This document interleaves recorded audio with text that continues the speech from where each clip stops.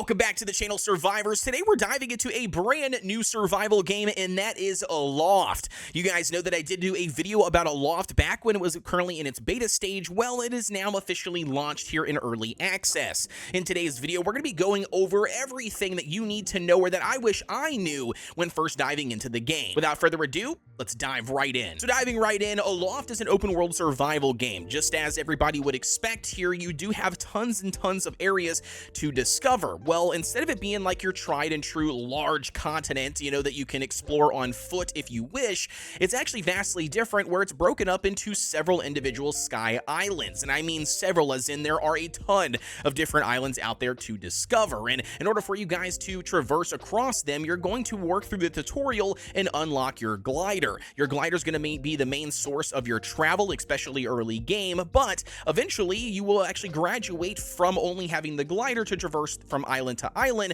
and you can actually set sail on an island of your choice. Yeah, they actually have full-on island sky bases that you can create, by utilizing different parts and different blueprints that you discover in your adventures to then literally set the island on sail. You can go from island to island, you can bring it along with you, you can teleport back to it. I mean, you name it, it is very, very cool. And it's honestly one of the things that make A Loft unique and sets it apart from other survival games out there. So when you first start off in the game, there's going to be a small tutorial that kind of walks you through your first couple of blueprints and unlocking things like crafting. Now, one thing that I would recommend, or a big tip I would recommend, is actually loot everything that you possibly can on this starter island. That means chop down all of the trees, that means harvest all of the stones. I mean, you name it, there's a lot of good stuff to find here. There's going to be some paper pieces, there's going to be some blueberries that you can grab. I mean, there's just literally tons and tons of free resources on this very first island. Secondly here, that brings me to the first workbench. When you guys unlock the very first workbench, I would craft it as soon as you possibly can,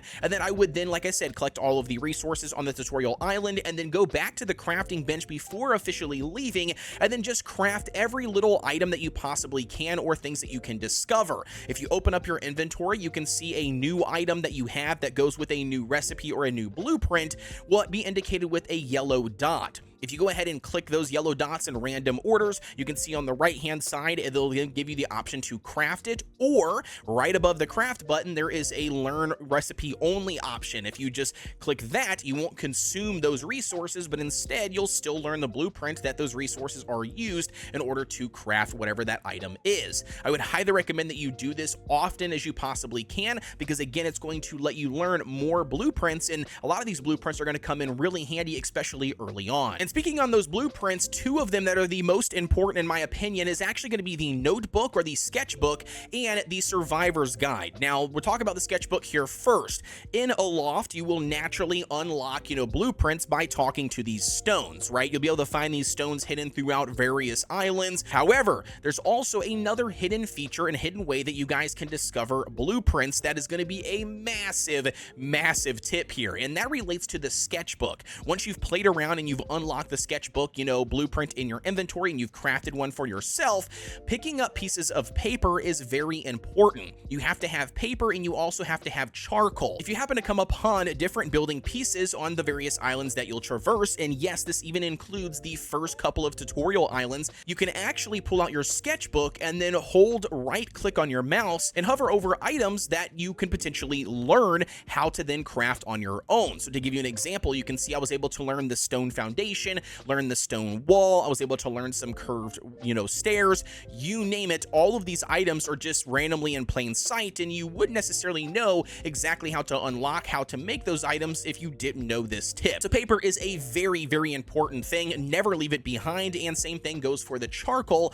If you happen to find these trees, make sure you are constantly harvesting them. Both of these are going to be very good, and using the sketchbook is one of the best ways to unlock things early game. That way you can craft them when you do decide where you're going to build your main base. And then the second one brings us to the survivor's guide. Now, you see, when you land on an island, you have a couple of different options. Like, sure, you can just loot and scoot, maybe scan a couple of items to learn the blueprints and then move on to another island. However, each island does actually have its own ecosystem, and if you actually complete that ecosystem, you sometimes can unlock additional things, and also it'll help you complete certain types of missions, quests that you have up in the top left-hand side. But either way here, if you pull out the survivor's guide on on an island, we can see exactly what the ecosystem requires for it to be 100% complete. And so if we open up the survivor's guide, we can see it's missing X amount number of trees. So you can see we don't have enough. We need to go ahead and craft 10 more trees. And then as we plant these trees, it'll increase the percentage of the ecosystem being complete. Again, you're trying to aim for that 100% mark. And some of the islands you will discover actually require to be 100% ecosystem friendly or ready in order for you guys to loot whatever these stones are or anchors are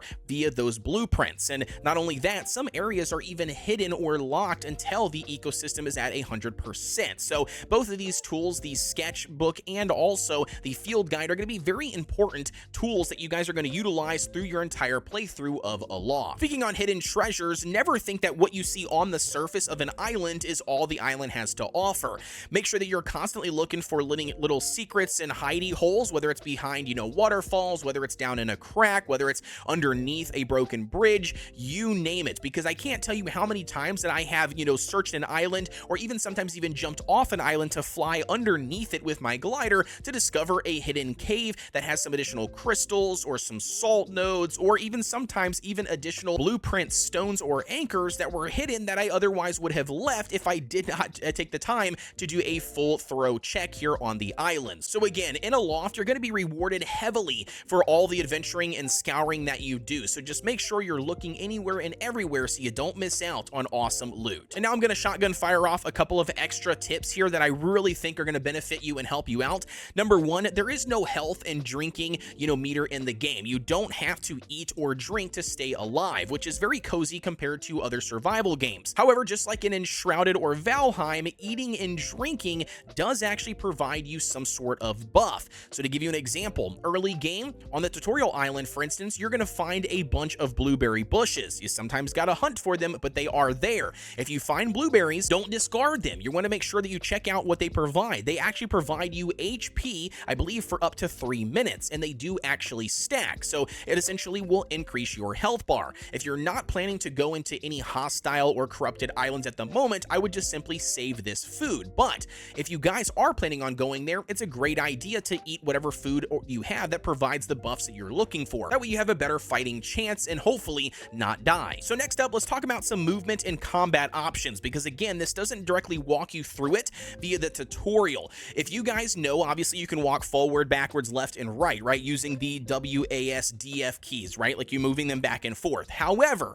did you know that if you hold, left or right, so if you hold A or F, for instance, and your character is moving left or right, and then you click the space bar, there's actually a dash ability. This is going to come in handy when you guys are in a fight with some of the mushrooms on the corrupted islands. So you can dash left or right. Now, guess what? There's even additional options. If you guys are walking, let's say walking in a direction, you spin your camera around, but you're still walking, towards, a specific direction. If you click space bar, your character will immediately do a 360 and face the direction that your camera is pointing, which again, really awesome utility here. Third one and final one here, that if you guys are sprinting or running and you actually end up hitting the control button and holding it down, your character will do a power slide. It reminds me a lot of like the power slides in Fortnite, but either way here, again, it's just another awesome movement that you're going to want to use to your advantage in various situations. Now, the next tip brings us to settings. When you guys first load into the game, there's a couple of settings that I would recommend to change, at least according to my preference. Obviously, everybody is different, but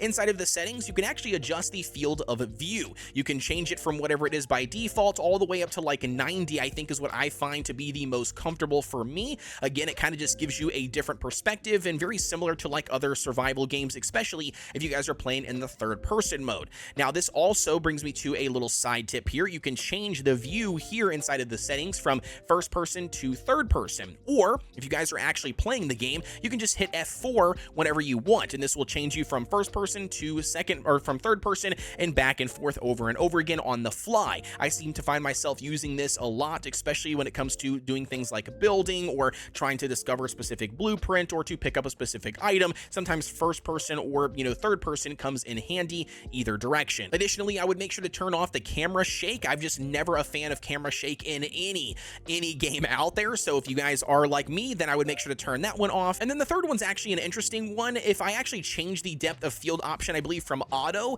to completely off, it seemed to not blur out the things or objects objects beyond what I'm currently looking at. So when you have the depth of field, option on or set to auto, when you look at something up close, it seems to blur everything out in the background. I didn't really like that, so I turned that off, and then now it allows you to just look at that item, and then you can see clearly behind whatever that item is, again, very seamlessly. I seem to like that option better, but again, that's just my personal preference. And then last but not least here, another really awesome thing to note, and that is everything, including even on the tutorial island, can be broken down and kept for resources. So for instance, if you run across a bunch of different crates, a bunch of different barrels, even campfires or old, crafting benches, you name it, you can actually see it has an indicator for an axe or a pickaxe, for instance. And then once you craft those tools, I would actually recommend to go back and destroy all of these things, because it's just simply free and easy resources. Go around the entire tutorial islands and then just destroy everything you possibly can. Same thing goes for the sketchbook. Make sure that you guys are collecting every piece of paper and charcoal